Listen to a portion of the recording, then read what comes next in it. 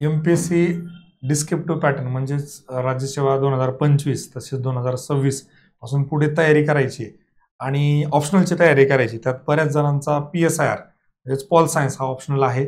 तर त्या अनुषंगानं खूप जण म्हणत होते सर बॅच कधी सुरू होणार आहे, ऑप्शनलची बॅच कधी सुरू होणार आहे किंवा आपल्याकडे कोण घेणार आहे. तर मला असं वाटतं की फॉर्च्युनेटली आपल्याला खूप चांगले एक प्राध्यापक किंवा एक शिक्षक त्या ठिकाणी त्या ऑप्शनलसाठी मिळालेत. नामदेव पासने सर आहेत की ज्यांनी एक 7-8 वर्षापासून मागच्या PSIR ऑप्शनलचं वेगळ्या ठिकाणी म्हणजे ऑल इंडिया लेवलचे जे इन्स्टिट्यूट्स आहेत काही बँगलोरच्या ठिकाणी असतील किंवा इतर ठिकाणी असतील तिथं चांगलं शिकवलेलं आहे. आणि त्यांची जी एक शिकवण्याची पद्धत आहे म्हणजे जसं मी पूर्वीपासून म्हणायचो खूप जणांना की पुण्यामध्ये अर्ध्याच्या वर फक्त वाचन करतात, त्यात काही जण चांगलं वाचतात काही खराब वाचतात. पण याच गोष्टींचा एक विचार घेऊन मी खूप दिवस झाले म्हणजे ते शोधत होतो की जोपर्यंत चांगला व्यक्ती मिळत नाही तोपर्यंत आपल्याला पुढे जायचं नाहीये. ऍक्च्युली घाईघाईमध्ये काहीतरी बॅच लॉन्च करायची आणि कुणाकडून कंप्लीट करायची असा आपला स्वभाव नाहीये किंवा बऱ्याच जणांना याची आयडिया पण आलेली. बऱ्याच वेळेला काही गोष्टी लेट होतात पण लेट पण थेट हा आपला जो मंत्र आहे आणि क्वालिटी देण्याचा किंवा चांगलंच असलं पाहिजे.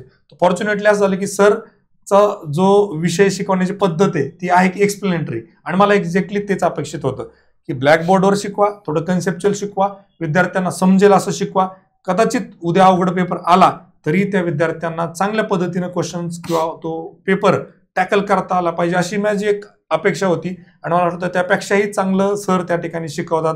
आता बरेच लेक्चर पण सरांचे मी बघितले आणि आपल्या इथं सरांनी ज्या गोष्टी पद्धतीने सांगितल्या त्याच्यावर मला एक तो अंदाज आला. तर निश्चितपणे मी हे तुम्हाला या ठिकाणी सांगू शकतो की PSIRच्या तयारीच्या बाबतीमध्ये तुम्हाला कुठेही काही कमी पडणार नाही आणि विषय अगदी सोप्या पद्धतीनं आपल्या भाषेमध्ये सोपा करून देण्याचा प्रयत्न नामदेव पासने सर करतील मी अशी अपेक्षा करतो. Over to you sir. Thank you sir, thank you very much. आणि सरांनी सांगितल्याप्रमाणे येणाऱ्या काळामध्ये सर्वांना तो परिचय येईलच आणि सरांच्या शब्दांनी म्हणजे आता मला वाटतं महाराष्ट्रात सर परिचितच आहेत. सरांच्या इंट्रोडक्शनची कसली गरज नाही.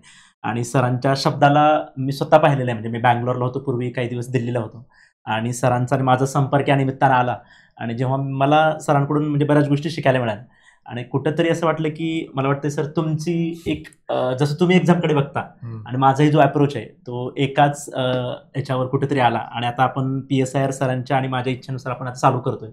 तर मला वाटतं सर आता आपण आजचा जो आपला टॉपिक आहे PSIRचं एक ओरिएंटेशन लेक्चर का PSIRचे काही मुद्दे आहेत तर ते आपण आता चालू करायला काही हरकत नाही. Okay sir, thank you very much. नमस्कार मित्रांनो, मी नामदेव पासने. आज आपण PSIR ओरिएंटेशन लेक्चरच्या निमित्तानं या अकॅडमीच्या माध्यमातून आपण इथं आहोत. मुळामध्ये बऱ्याच विद्यार्थ्यांचं अनेक वर्षापासून किंवा अनेक दिवसापासून खास करून MPSCचे जे नवीन पॅटर्न आलेले आहे त्यानिमित्त 2025ला जे देणार आहेत आणि जे 2026ला देणार आहेत त्यांचे बरेच आपल्याला क्वेरी येत होती की सर PSIRसाठी कधी आणि काय. तर त्या संदर्भातलाच हे आहे आणि एक मूलभूत प्रश्न जो आहे की PSIR किंवा political science and international relation म्हणजे राज्यशास्त्र आणि आंतरराष्ट्रीय संबंध हा जो एक वैकल्पिक विषय MPSCने आपल्याला दिलेला आहे किंवा UPSCने दिलेला आहे तर नेमकं तो का घ्यावा. बऱ्याच विद्यार्थ्यांना असं वाटतं की तो सिलेक्ट करायचा आहे. का सिलेक्ट करतात त्याच्या विविध कारणे आहेत. तर सिलेक्ट का करावा हा एक आपला आजचा मुद्दा असणार आहे पहिला.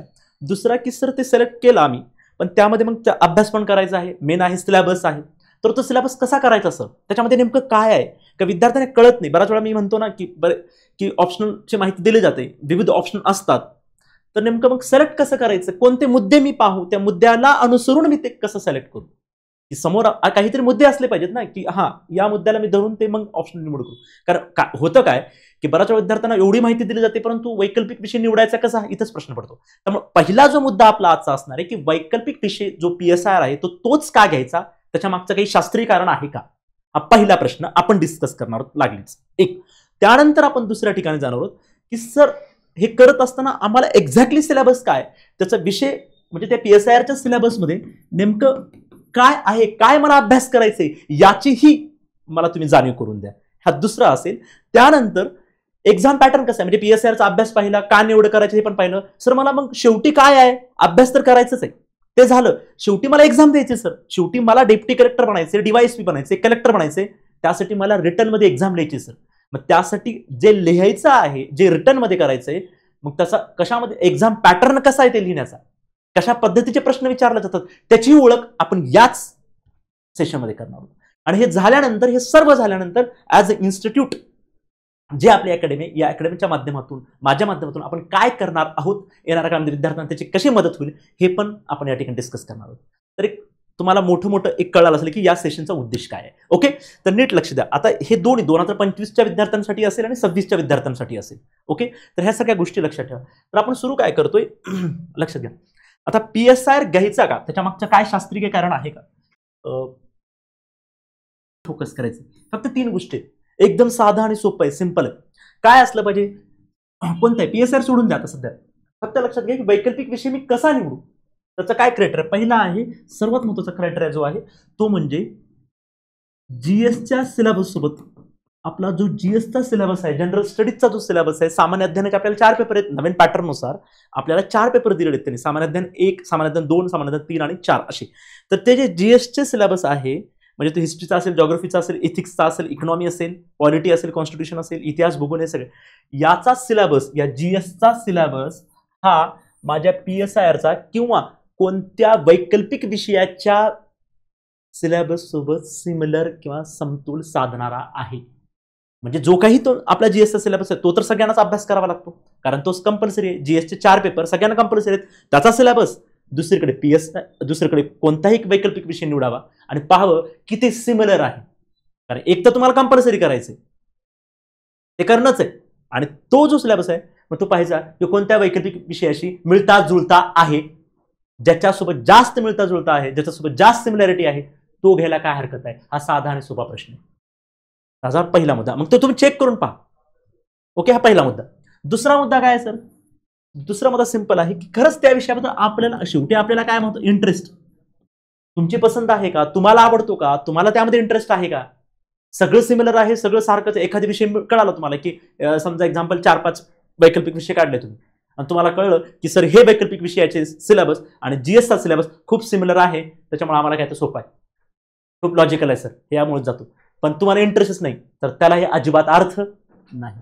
त्यामुळे इंटरेस्ट हा तेवढाच महत्त्वाचा घटक आहे. त्यामुळे पहिला आहे सिलेबस सिमिलॅरिटी, दुसरा आहे इंटरेस्ट, आणि तिसरा काय आहे त्याचा शेवटी काय. ही एक्झाम जी आहे, लक्षात घ्या, ही एक्झाम जी आहे हे मुळामध्ये आपल्याला एक्झाम क्रॅक करायचंय, आपल्याला तत्वज्ञानी किंवा फिलॉसॉफर बनायचं. त्यामुळे त्यासाठी लागणारे चांगले मेंटर्स, त्यासाठी लागणारे चांगले शिक्षक, त्यासाठी लागणाऱ्या नोट्स, त्यासाठी लागणारे चांगले टेस्ट सिरीज, त्यासाठी लागणारे आन्सर रायटिंग, हे सर्व अवेलेबल आहे का नाही मार्केटमध्ये, याची शहानिशा करणं गरजेचं आहे. बरोबर आहे. त्यामुळे अवेलेबिलिटी ऑफ, ओके, काय उपलब्धता, चांगले शिक्षक आहेत का, चांगल्या नोट्स आहेत का, चांगले टेस्ट सिरीज आहे का, असं असणार. बऱ्याच वेळा विद्यार्थी असं विचारतात की सर माझा फिजिक्स खूप आवडता विषय, माझा खूप केमिस्ट्रीचा विषय, ज्यांचा BSc मॅथमॅटिक्स झालेला आहे, फिजिक्स झालेलं आहे, तर त्यांच्यासाठी साहजिकच असतं की तो सब्जेक्ट घेणं संयुक्तिक ठरतं. पण किंबहुना काही काळानंतर लक्षात येतं की त्याच्याबद्दलचं स्पर्धा परीक्षेमध्ये मटेरियलच अवेलेबल नाही, त्याच्याबद्दलचं कुणी मेंटॉर, चांगला शिक्षक अवेलेबल नाही, टेस्ट सिरीज नाही, कुणीतरी चांगले इव्हॅल्युएशन करणार अवेलेबल नाही, तर त्याही गोष्टीला काही अर्थ उरत नाही. हे लक्षात घ्या. बरेच अटेम्प्ट वाया जातात आणि नंतर आपण म्हणतो की मग. त्यामुळे चांगले शिक्षक, चांगले टेस्ट सिरीज हे सुद्धा असणं गरजेचं आहे. त्यामुळे उपलब्धता त्या विषयाची गरजेचं आहे. आणि अजून त्यासोबत मी अजून एक पॉईंट जोडतो की सर या विषयाचे काही इतिहास सांगाल का, यातून काही टॉपर्स बाहेर पडलेत का, यातून शेवटी काय आहे, मला डेप्युटी कलेक्टर बनायचे, मला तहसीलदार बनायचे, मला कलेक्टर बनायचे. सर खरंच बनले आहेत का हे विषय घेऊन, प्रॅक्टिकल, हे झालं थेअरी, सर प्रॅक्टिकली खरंच पॉसिबल झालेलं आहे का, हे पण सोबत ऍड करू शकतो तुम्ही. खरं त्याचं एक थोडंसं हिस्टॉरिकल बॅकग्राऊंड पण चेक करू शकता. पण सर्वात महत्त्वाचे हे 3 आहेत. त्यासोबत एक ऍडिशनल मी सांगितलं की त्याचा काही इतिहास, त्याच्यापासून काही विद्यार्थी यशस्वी झाले आहेत का, हे पण तुम्ही थोडंसं एक तुमच्या कॉन्फिडन्ससाठी चेक करू शकता. तर एवढे महत्त्वाचे घटक चेक करा आणि मग डोळ्यासमोर ठेवा आणि मग विचार करा की खरंच माझ्यासाठी हा ऑप्शनल योग्य आहे का अयोग्य आहे. काय आहे, जीएसचा सिलेबस म्हणजे कंपल्सरी जे 4 सब्जेक्ट आहेत त्याचा सिलेबस माझ्या ऑप्शनलच्या सिलेबसवर किती मिळता जुळता आहे, जेवढा जास्त सिमिलर असेल तो सब्जेक्ट घ्यायला काय हरकत आहे, त्याच्यात मला इंटरेस्ट पण असला पाहिजे. आणि तिसरं, त्यांचे मेंटॉर, चांगले टेस्ट सिरीज, चांगले नोट्स अवेलेबल असले पाहिजेत. आणि त्यातून टॉपर्स इतिहास पण सांगतो की यातून यश मिळालेलं आहे, एवढं जर असेल तर तो विषय घ्यायला काहीच हरकत नाही. कमेंटमध्ये सांगा खरं तसे कोणते विषय तुम्हाला आढळले, सर हे विषय मला आढळले. आता एक्झाम्पल समजा काही विषय जसे की कॉमन विद्यार्थी, मग आपण आज PSIRचं बोलतो बघा. आता PSIR सोबत मग पहिला मुद्दा येतो की सर आम्हाला सांगा मग जीएसच्या सिलेबससोबत PSIRचा सिलेबस मिळता जुळता आहे का. हो, कसं, मी फक्त हो म्हणतो आणि विश्वास ठेवू नका. आता सगळ्यांनी काय करा, डाउनलोड करा सिलेबस किंवा MPSC मेड सिंपल आपल्या टेलिग्रामवर सुद्धा आपण तो सिलेबस टाकू. आणि मग चेक करा किंवा गुगलवर जावा, डाउनलोड करा आणि चेक करा. आपल्याकडे आहे, पाहू आपण. लक्षात घ्या. आता लक्षात घ्या, दिसत असेल सिलेबस तुम्हाला. ठीक आहे, आय होप सो.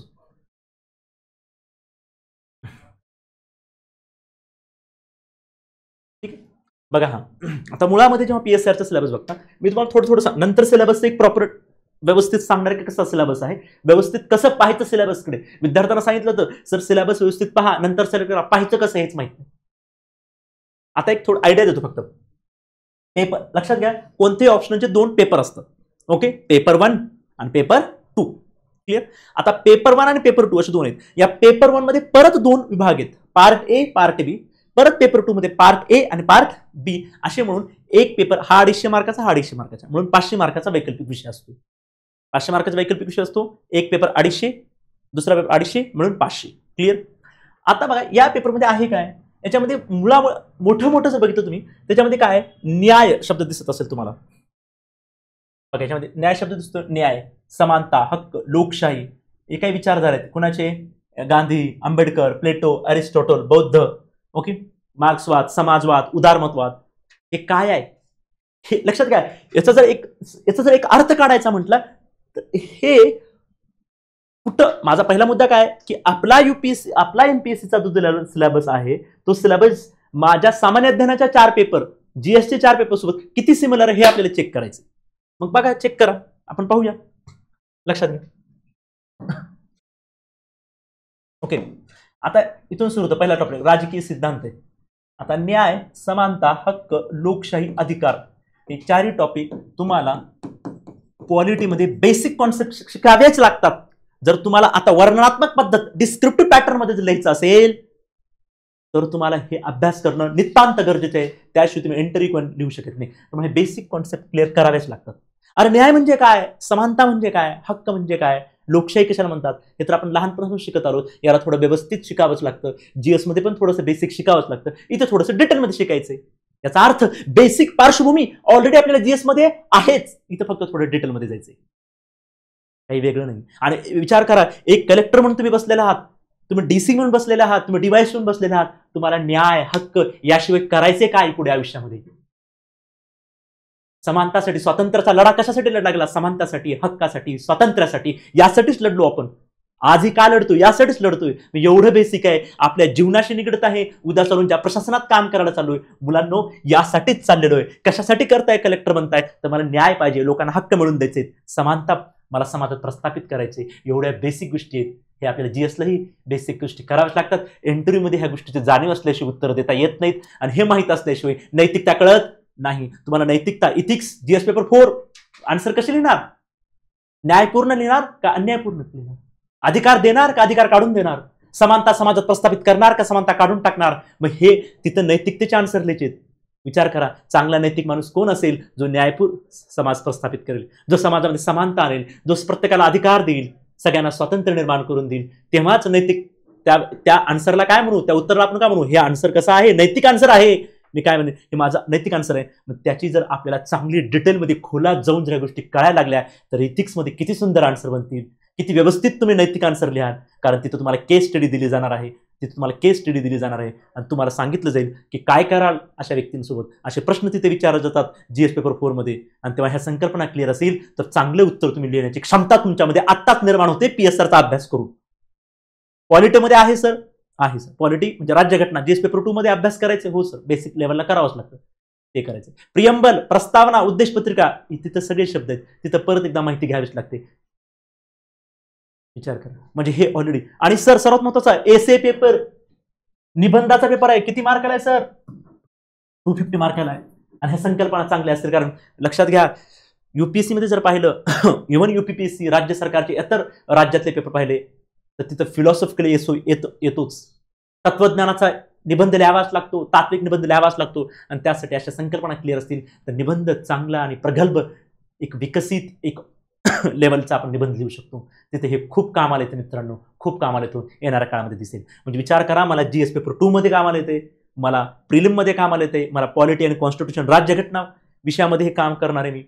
तिथं मला हे येणारच आहे, मला निबंधिताना काम आहे, आणि मला जीएस पेपर 4 जो नैतिकतेचा पेपर, सचोटीचा पेपर जो आयोगाने ऍड केलेला आहे, तिथं तर खूपच महत्वाचं आहे. त्याचे आन्सर तयार करायचं असेल तर त्याचं बेसिक बॅकग्राऊंड हेच आहे. हे कळल्याशिवाय ते आन्सर निर्माण होऊ शकत नाही, हे कळल्याशिवाय चांगलं एंट्री होऊ शकत नाही. म्हणजे मला प्रत्येक ठिकाणी हा सिलेबस कामाला येते. इथं फक्त काय आहे, डिटेलमध्ये जाऊन अभ्यास करायचा. अजून लक्षात घ्या, इथं बघा काय आहे, उदारमतवाद, समाजवाद, मार्क्सवाद, फॅशन. काय आहे सर हे? मुळामध्ये ना, अजून एक सांगतो, मुळात हे जे दिसायला 10 टॉपिक आहेत, काहीच नाही मित्रांनो, दिसायला 10 टॉपिक आहेत. या 10 टॉपिक मध्ये सर्वात महत्त्वाचा टॉपिक असेल तर हा आहे 8 नंबरचा टॉपिक. लिहून घ्या, 8 नंबरचा टॉपिक. ज्यांनी 8 नंबरचा टॉपिक केला त्यानं सगळंच केलं. कारण या 8 वरच आपण पुढे लेक्चरमध्ये घेऊ कधीतरी, या एका टॉपिकवर हे सगळे टॉपिक अवलंबून आहेत. ज्याला 8 नंबरचा टॉपिक कळला त्याला इतर सगळे टॉपिक कळले, हे नंतर येणाऱ्या लेक्चरमध्ये तुम्हाला कळेलच. एवढा सोपं आहे. मला सांगा, एका टॉपिकवर सगळे टॉपिक डिपेंड आहेत. गाढव कष्ट करायची गरज नाही. आपल्याला सवय लागलेली आहे, म्हणजे किंबहुना काही लोकांना वाईट वाटेल पाठांतर करायची, अजिबात इथं थारा नाही. फक्त सरळ सोपं सिंपल समजून घ्यायचंय आणि साध्या साध्या संकल्पना आहेत. एकदा त्या समजल्या खूप सोपं होतं, खूप सोपं. त्यामुळे एक टॉपिक करायला काय हरकत, तुम्हाला एकच टॉपिक करायचं. हे टॉपिक केला की बाकी ऑटोमॅटिक बाकीचे 5-6 टॉपिक कनेक्टेड आहेत. त्यातलं फक्त काही गोष्टी तुम्हाला कराव्या लागतात, झालं. आणि त्यानंतर फक्त 2 टॉपिक आहेत पुन्हा. कोणते? विचारधाराचे टॉपिक आहेत 2. विचारधारा. कोणत्या विचारधारा आहेत? एक भारताच्या विचारधारा, भारतातील विचारधारा, दुसरं पाश्चिमात्य विचारधारा. 2 विचारधारा करायचे. आणि ह्या विचारधारेचा सुद्धा बेस काय आहे? Topic number 8. या विचारधारा आहेत, हे जे विचारधारा आहेत कशावर अवलंबून आहे? शेवटी यांचे विचार एक उदार असतील, समाजवादी असतील, मार्क्सवादी असतील, फासिझम असतील, गांधी असतील, स्त्रीवादी असतील, काहीतरी कनेक्शन असणारच आहे. त्यामुळे एकंदर बेसिक जर काय असेल, मूळ जर काय असेल तर 8 नंबरचं टॉपिक हे जर एवढं कळलं तर हा पेपर 1 मधला पार्ट ए तुमचा झाला, संपला. झोपा आता. लक्षात येते? मग काय असतं, मी आता ह्याचं थोडा आता तरी इथं आला विषय, ते लगेच कंप्लीट करू, नाहीतर आपण नंतर बोलू थोडंसं सिलेबस बद्दल. पण आपण हे बघतोय की किती सिमिलर आहे. मग तुम्हाला कळलं याचा वापर तुम्हाला जीएस मध्ये आहेच. जीएस पेपर 4 मध्ये पण आहे, निबंधामध्ये पण आहे, आणि जीएस पेपर 2 मध्ये पण आहे. आता बघा पुढे,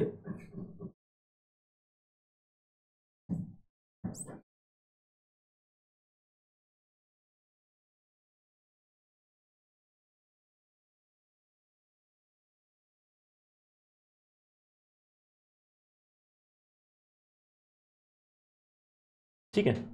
आता जीएस पेपर पेपर 1 मधला पार्ट बी बघतोय आपण. काय? भारत, ओके, भारत सरकार आणि राजकारण, okay okay, government and the politics on constitution. आता त्याच्यामध्ये तुम्ही फक्त नावं बघा. भारतीय राष्ट्रवाद, स्वातंत्र्य चळवळीचे दृष्टिकोन, बस. शेतकरी कामगारी चळवळी, असहकार मुवमेंट, नागरी कायदेभंग, क्रांतिकारी चळवळ, कुठे आहे मित्रांनो? ज्याने सगळंच आहे इतिहासामध्ये. तुम्हाला पूर्व परीक्षेचा इतिहास करत असताना तुम्हाला कामाचं आहे, आणि मुख्य परीक्षेचा इतिहास करताना सुद्धा कामाचा आहे. म्हणजे जीएस 1 पेपर कम्प्लीट इथं आहे मुलांना. कशा संबंध आहे? जीएस पेपर 1 इतिहासाचे संदर्भ आहे, करावंच लागते, इथं परत करायचे. चला, हा टॉपिक आहे सर ऑलरेडी जीएस मध्ये. भारतीय संविधानाची निर्मिती, ठळक वैशिष्ट्ये, उद्देशिका, मूलभूत हक्क, कर्तव्य, निर्देशिक तत्वे, संसदीय प्रणाली, न्यायिक पुनर्विलोकन, कार्यकारी मंडळ, विधिमंडळ, सर्वोच्च न्यायालय, पंचायत राज, राज्य शासन, आयोग, फेडरलिझम म्हणजे संघ राज्यवाद. हे काय आहे मित्रांनो? कुठं अभ्यास करता? लक्ष्मीकांत सरच्या पुस्तकामध्ये करत नाही का तुम्ही? जीएस पेपर 1 पॉलिटी, घटना, पूर्ण काय हे सगळं पूर्व परीक्षेला कामाचं आहे, आणि मुख्य परीक्षेला कशामध्ये आहे? जीएस पेपर 2 मध्ये. पूर्ण जीएस पेपर 2 इथं दिलेला आहे तुम्हाला. तिथे करायचंय, इथं परत करायचंय. वर जीएस 1 झाला, जीएस 2. सर खालचं काय आहे सर ते पण सांगा. 8 नंबरचा टॉपिक बघा, नियोजन, आर्थिक विकास, इकॉनॉमिक डेव्हलपमेंट अँड प्लॅनिंग. कुठे आहे हे पंचवार्षिक योजनासारखा टॉपिक? हरित क्रांती, जमीन सुधारणा, हे कुठे आहे? जीएस पेपर 3 इकॉनॉमी, अर्थशास्त्रामध्ये करत नाही का आपण? पंचवार्षिक योजना, नियोजन त्याचं आहे. पक्ष प्रणाली परत जीएस पेपर 2 चा आहे, आणि सामाजिक चळवळ हा तर कॉमनच टॉपिक आहे. म्हणजे एकंदरीत जीएस पेपर 1, 2, 3 याचा पूर्ण संबंध म्हणजे सिलेबसमध्ये. काय वेगळं आहे का?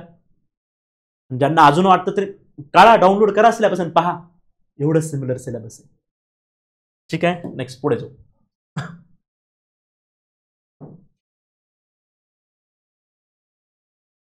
ठीक आहे.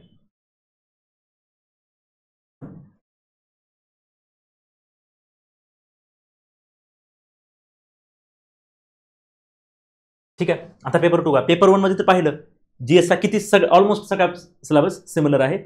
2-3 टॉपिक सोडले तर. आता पेपर 2 मध्ये बघा, पेपर 2 मध्ये काय आहे, तुलनात्मक राजकीय विश्लेषण. ओके, याच्यामध्ये पण पार्ट ए हा आहे टॉपिक 11 पर्यंत, आणि इथून चालू होतो भारत आणि जग, इथून पार्ट बी.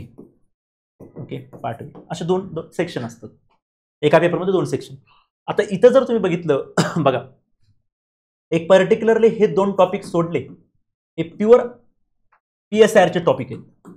प्युअर काय PSIRचे टॉपिक. यानंतर जागतिकीकरणासारखं असेल, चळवळी असेल, चळवळीचा टॉपिक आपण सामाजिक चळवळी टॉपिक पेपर 1 पाहिला, परत रिपीट आहे. जागतिकीकरण असेल, हे मेन टॉपिक आहे. 5 नंबरचा टॉपिक झाला की बऱ्यापैकी हे टॉपिक कव्हर होतात. जसं तिकडे पाहिलं आपण 8 नंबरचा टॉपिक कव्हर झाला, इथे बरेच टॉपिक कव्हर होते, तसं इकडे 5 नंबरचा टॉपिक झाला, तिथला बेस कव्हर होतो.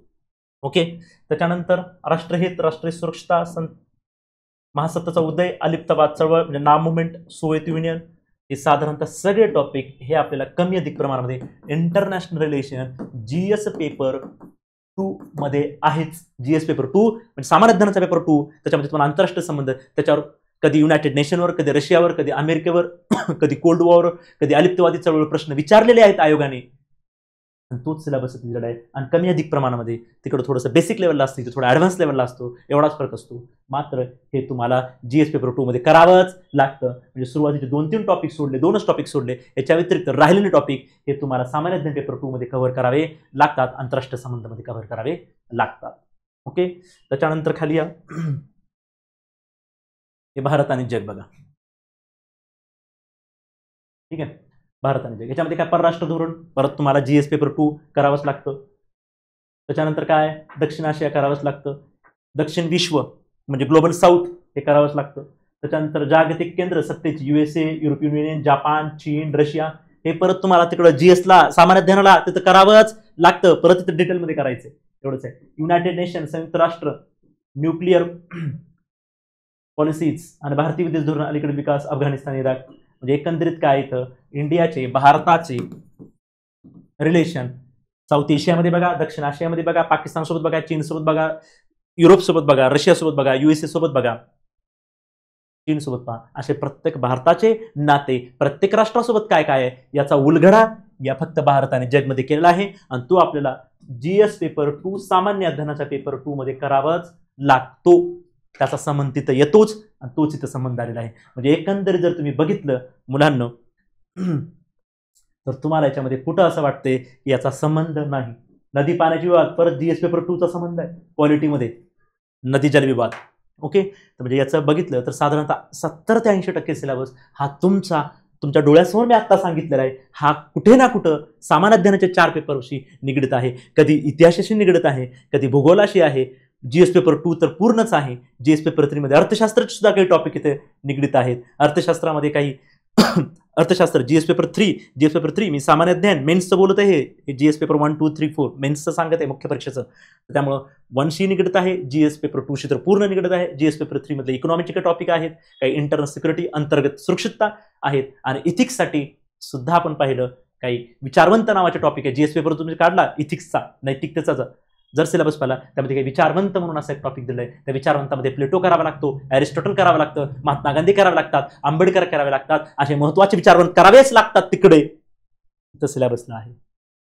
विचार करा किती टाइम सेव्ह होतोय, विचार करा तिकडं तुम्ही वरवरचं करता, इथं डिटेलमध्ये करता, त्यामुळे तुमचे तिकडले म्हणजे जीएसचे आन्सर किती चांगले बनतील इतरांपेक्षा याचाही विचार करणं गरजेचं आहे. लिहून ठेवा तो पॉईंट, कारण तुम्ही जीएसचा अभ्यास तिकडे करणारच आहे, आणि इकडं ऑप्शनला करत असताना मात्र थोडं डिटेलमध्ये करणारे, कॉन्सेप्च्युअल चांगलं करणारे, इझी करणारे. त्यामुळे एक ऑप्शनलचा अभ्यास झाला याचा अर्थ जीएसचे आन्सर सुद्धा तुमचे इतरांपेक्षा वेगळे बनले, आणि वेगळे प्रत्येक प्रश्नामध्ये वेगळेपणा, आणि तोच वेगळेपणा तुम्हाला तुमच्या स्वप्नाकडे घेऊन जातो. हे लक्षात घ्या, येतं लक्षात. त्यामुळे तुम्ही जर बघितलं जीएस 1शी सिमिलर आहे, जीएस 2चा तर अख्खा सिलेबस आहे, जीएस 3चे पण काही टॉपिक आहेत, आणि इथिक्सचे सुद्धा, इथिक्सचे आन्सर लिहित असताना काही महत्त्वाच्या संकल्पनाची गरज असते, ते आपण PSIR मध्ये शिकतोच. म्हणजे PSIRचा सिलेबस कमी अधिक प्रमाणामध्ये 70% किंवा त्यापेक्षा जास्त सिलेबस तुम्हाला जीएसशी निगडीत आहेच. एवढा सिमिलर असलेला कोणताही दुसरा सब्जेक्ट मला दाखवा, त्यासाठी कमेंटमध्ये द्या. एवढं सिमिलर आहे. आणि काही शंका असेल अजून सुद्धा तर कमेंटमध्ये सांगा. परत गरज पडली तर आपण 1 to 1 टॉक करू. हा झाला पहिला मुद्दा की किती सिमिलर आहे तर तुम्हाला कळलं. ऑलमोस्ट बऱ्यापैकी सिलेबस कव्हर आहे. आणि एवढं बघायचा फायदा काय सिमिलर असण्याचा, मी आता मुद्दा सांगितला, परत सांगतो. सिमिलर असल्यामुळे काय होतं, तुमचा सर्वात महत्त्वाचा टाइम असतो. आणि टाइम असल्यामुळे काय होतं, तेवढाच वेळ तुम्हाला रिव्हिजनसाठी देता येतो. दुसरा महत्त्वाचा मुद्दा, इथं ऑप्शनलचं करत असताना अभ्यास तुम्हाला डिटेलमध्ये डेप्थमध्ये करावा लागतो. त्यामुळे इथं पूर्ण अभ्यास होतो. त्यामुळे तिकडले जी असते कसाही प्रश्न आला सोडवायला सोपा होतो आणि तिकडले आन्सर चांगले, इतरांपेक्षा चांगले बनतात. हा अजून एक्स्ट्रा ॲडव्हान्टेज. टाइम होतोय, आन्सर चांगले बनतायत, इतरांपेक्षा वेगळं होतंय.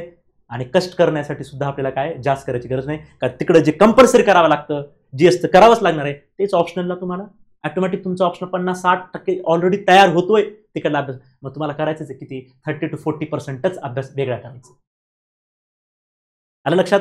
ओके. एक आता ह्या विषयामध्ये इंटरेस्ट, आता इंटरेस्ट हा तुम्हाला आहे का ना, हा तुमचा वैयक्तिक प्रश्न आहे. पण इंटरेस्ट का नसणार मुळात, कारण तिकडं जे करायचंय ते कंपल्सरी जीएस पेपरचे 4 तुम्हाला करायचेच आहेत. तिथे इंटरेस्ट विचारलंय काय आयोगाने, नाही तुम्हाला कराच म्हटले. त्यामुळे ते करणंच आहे, ऑटोमॅटिक होतोच. ओके. आणि वरून पॉलिटिक्स बद्दल आपला इंटरेस्ट असतोच. आपल्याला उगाच वाटत असतं अमेरिका का पुढे गेला, चीन आपल्यामध्ये लोकशाही नसताना सुद्धा चीन पुढे गेला. चीनला आपल्यानंतर 1 वर्षानंतर स्वातंत्र्य मिळालं तरी तो आपल्या पुढे गेला. का गेला असेल, त्याच्या मागचं काय कारण असेल. उद्या मी प्रशासनात बसणार आहे, मलाही माझ्या समाजाचा देशाचा विकास करायचा आहे, तर त्यासाठी थिंकिंग विचार प्रणाली विकसित करणं गरजेचं आहे. तर तुम्हाला पॉलिटिक्सबद्दल इंटरेस्ट असेल, राजकारणाबद्दल इंटरेस्ट असेल, तर हा नक्कीच विषय तुम्हाला उद्याचं बघा. शेवटी कोण देश सांभाळतं, राजकारणीच करतात. तुम्ही जर बघितलं नरेंद्र मोदी असतील किंवा कुठल्याही मोठ्या पदावर लोकांचं काय झालं, MA पॉलिटिकल सायन्स झालेलं आहे. त्यामुळे एक राजकीय दृष्टिकोन विकसित करायचा असेल सुद्धा तुम्हाला फ्युचरसाठी सुद्धा किंबहुना तुमची एक्झाम नाही झाले तर लोक जातात राजकारणामध्ये, तर त्यासाठी सुद्धा फ्युचरसाठी सुद्धा एका अर्थाने ते अभ्यास इथं होतो तुमचा. आणि इंटरेस्ट तुम्हाला आवडेल न आवडेल, शेवटी तुम्ही राजकारणात म्हणजे शासनात जाणारच आहात. आणि शासनात गेल्यानंतर सर्वात महत्त्वाचा विषय कोणता आहे, हाच आहे. त्यामुळे त्याची पार्श्वभूमी इथंच तयार होते. लक्षात येते. त्यामुळे इंटरेस्ट आणि कमी अधिक प्रमाणात प्रत्येकाला आपल्याला राजकारणाबद्दल बोलायला आवडतंच. आणि जर अभ्यास पूर्ण बोलायला लागलं तर आपल्या शब्दाला काही किंमत येईल, नाहीतर आपल्या चालूच आहेत गप्पा. त्यामुळे हा इंटरेस्टचा भाग झाला. आणि तिसरी गोष्ट म्हणजे मार्केटमध्ये याचे खूप शिक्षक चांगले अवेलेबल आहेत, नोट्स अवेलेबल आहेत, टेस्ट सिरीज अवेलेबल आहेत आणि मेंटॉर अवेलेबल आहेत. त्यामुळे अवेलेबिलिटीचं सुद्धा इथं काही प्रॉब्लेम या विषयाला अजिबात नाही. आणि चौथा एक मुद्दा मी कुणाला जोडायचं असेल तर जोडा असं सांगितलं होतं. काय होता सर चौथा मुद्दा, यातून सर हे तुम्ही सगळं छान सांगितलं, पण यातून खरंच रिझल्ट आलाय का, तर आपल्याला यासाठी इतर राज्य सेवा आयोगाकडे जावं लागेल. तर तिथं खूप चांगला रिझल्ट आलेला आहे, नेटवर चेक करू शकता. आणि UPSC सगळ्यांना माहितच असते, UPSC-वरूनच हा सिलेबस घेतलेला आहे. त्यामुळे UPSC-मध्ये भारतातली सर्वोत्कृष्ट हार्ड समजली जाणारी एक्झाम, त्यामध्ये गेल्या 10 वर्षामध्ये 10 ते 12 वर्षात बघितलं तर 3 वेळा साधारणतः जवळपास ह्या एकट्या विषयातून ऑल इंडिया रँक पण आहे. तुम्ही यावर्षीच आहे बघा, ऑल इंडिया रँक कुणाचा आहे तर PSR ऑप्शनलमधून 2015 मध्ये चेक करा, ऑल इंडिया रँक या विषयातून आहे. मध्यंतरी 2-3 वर्षापूर्वी ऑल इंडिया रँक याच विषयातून आहे. त्यामुळे प्रॅक्टिकली सुद्धा हे झालेलं आहे. विचार करा, 28 विषय आहेत, एवढा मुद्दा काफी आहे. 28 विषय साधारणतः 28 की 29, एवढ्या विषयातून एकटा विषय गेल्या 10-12 वर्षात 3 वेळा भारतातून सर्वप्रथम येण्याचं काम या विषयाने केलेलं आहे. त्यामुळे प्रॅक्टिकली सुद्धा ते प्रूफ आहे. हे सगळे मुद्दे जर तुम्हाला पटले असतील तर हा विषय गेला. आणि मला वाटतं क्लिअर तुम्हाला सायंटिफिक दृष्ट्या मी प्रॅक्टिकली ते समजावून सांगितलेलं. त्यामुळे या विषयाचा, या पॉईंटचा विचार करून तुम्ही ऑप्शनल निवडू शकता.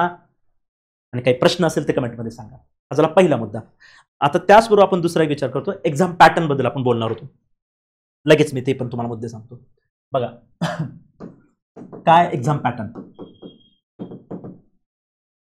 काय असतं, 2 पेपर असतात बरोबर आहे. साधारणतः काही विद्यार्थ्यांना माहित नसेल, त्यामुळे 500 मार्काचा हा ऑप्शनल आहे. विचार करा, 500 एवढं इम्पॉर्टंट आहे. त्यामुळे ऑप्शनल सिलेक्ट करताना खूप गरजेचं आहे. 500 मार्काचा आहे, ठीक.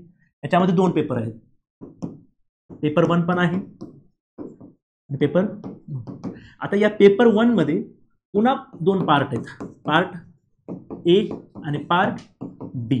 परत त्याच्यामध्ये काय आहे, पार्ट A आणि पार्ट B. तर हा 125 मार्क, हा 125 मार्क म्हणून 250. तसंच इथं हा 125 मार्काचा, हा 125 म्हणून 250. असे 2 असे म्हणून पेपर सेट केला जातो. Okay, clear. त्याच्यामध्ये अजून एक, आता मी बोलतो फक्त कळलं. पेपर 1 हा मिळून 250 मार्काचा आहे, पेपर 2 हा 250 मार्काचा आहे, 2 मिळून 500 मार्काचा आहे. क्लिअर. आता यामध्ये प्रश्न कसे विचारते आपण पाहूया, ते तुमचं क्लिअर होईल. बघा, आता पेपर 1 मध्ये पेपर कसा येतो, आयोगाने कसं सेट केलेलं आहे की क्वेश्चन नंबर 1 याच्यामध्ये 5 क्वेश्चन आयोग देणार आहे जे तुम्हाला कंपल्सरी आहेत, तुम्हाला सोडवावेच लागतील, सॉल्व्ह करावेच लागतील. ओके, 5 प्रश्न. किती मार्काला आहेत सर? 10 मार्काला आहे. किती प्रश्न आहेत सर? 5 प्रश्न आहेत. मग किती झाले? 50 मार्क. हे तुम्हाला कंपल्सरीच सॉल्व्ह करावे लागतील. ओके, पेपर 1चं सांगतोय, पेपर 2ला तेच लागू असेल सेम. त्याच्यानंतर असतो क्वेश्चन नंबर 2. ह्याच्यामध्ये 3 प्रश्न असतात. ओके, एक प्रश्न समजा 15 मार्काचा असेल, दुसरा प्रश्न 15 मार्काचा असेल, तिसरा प्रश्न 10 मार्काचा असेल, सॉरी 20 मार्काचा. म्हणून किती झाले? 50 झाले. किंवा कधी कधी असं असतं 20 मार्काचा असेल, दुसरा 20 मार्काचा असेल, तिसरा 10 मार्काचा असेल, असा पॅटर्न. परंतु त्याच्यात नियम असतो की हे 3 मिळून किती? 50 मार्काचे प्रश्न असतात. सिमिलर क्वेश्चन नंबर 3 मध्ये पण काय 3 प्रश्न असतात. पॅटर्न कसा? हाच 15 15 20 किंवा 20 20 10 मिळून 50 सेम. तसंच क्वेश्चन नंबर 4 मध्ये पण 3च प्रश्न. जरा हा पार्ट ए, हा काय आहे?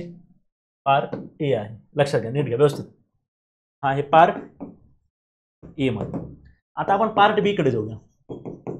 ओके, पार्ट बी मध्ये काय आहे? Question number 5.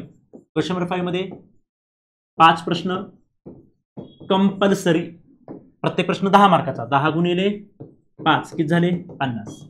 ठीक आहे. आता इथं क्वेश्चन नंबर 6, क्वेश्चन नंबर 7 आणि क्वेश्चन नंबर 8 यासारखेच 2 3 प्रश्न असतात. याच्यातही 3 प्रश्न असतात, याच्यातही 3 प्रश्न असतात.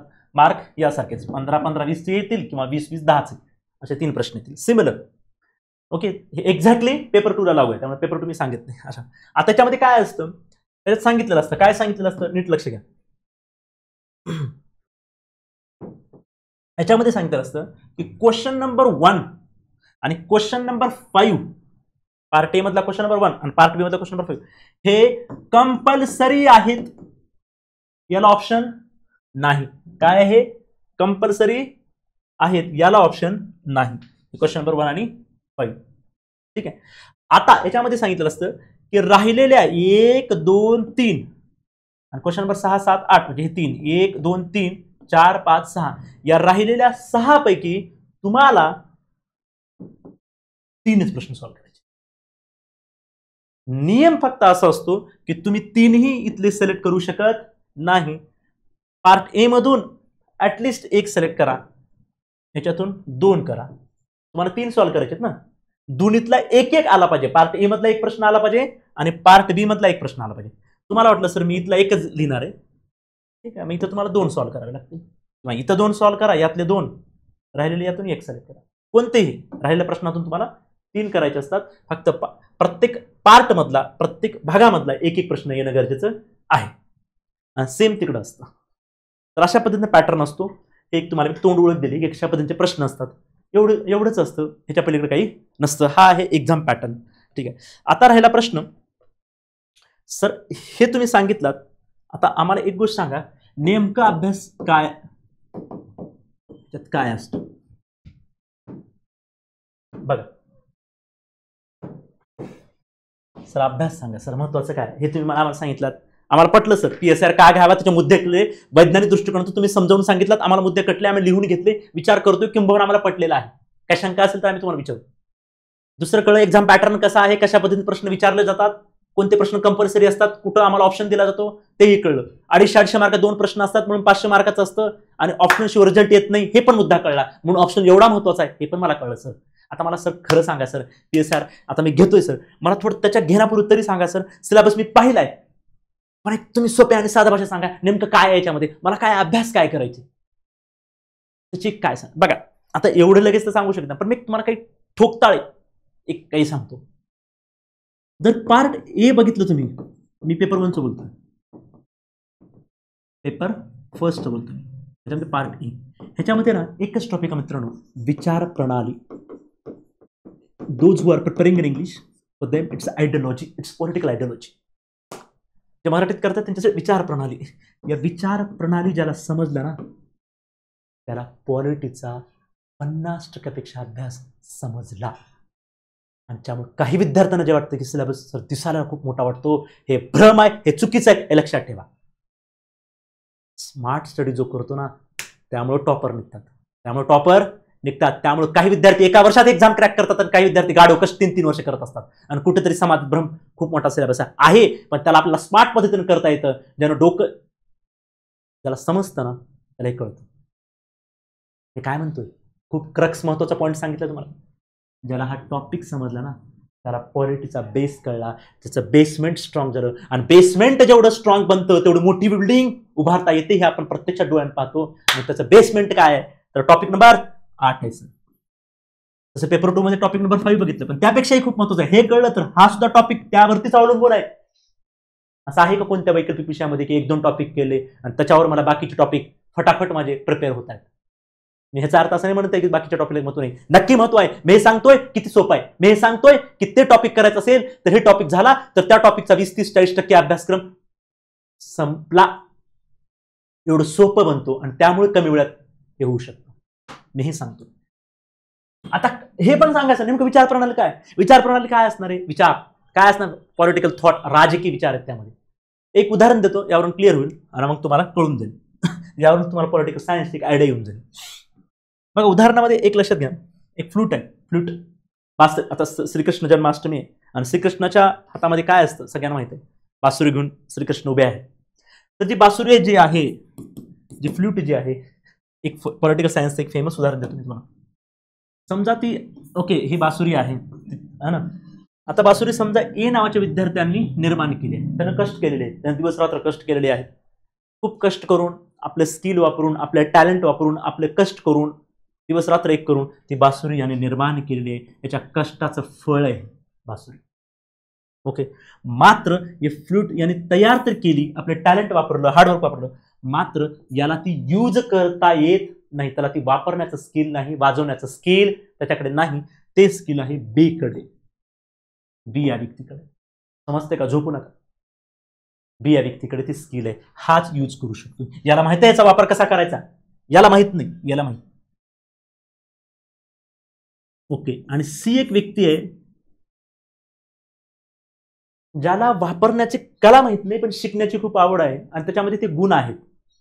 आणि तो म्हणतोय की माझ्याकडे खेळण्यासाठी या जगात काहीच नाही, माझ्यासाठी खेळण्यासाठी या जगात काहीच नाही, मला थोडं थोडं जमतं, मला ते द्या, मला ते खेळू द्या. कारण बी कडे खेळण्यासाठी साहित्य दुसरे आहेत. आता प्रश्न असा येतो, हे 3 जे मुलं आहेत, ही बासुरी, ही फ्लूट आपण कोणाला दिली गेली पाहिजे, कोणाला द्यावी? येला द्यावी, त्याने निर्माण केलेली आहे, त्याच्या कष्टाचं फळ आहे ते. काय द्यायचं यांना? आपण म्हणतो मी कष्टाने केले, मी का देऊ? द्यायची का यांना?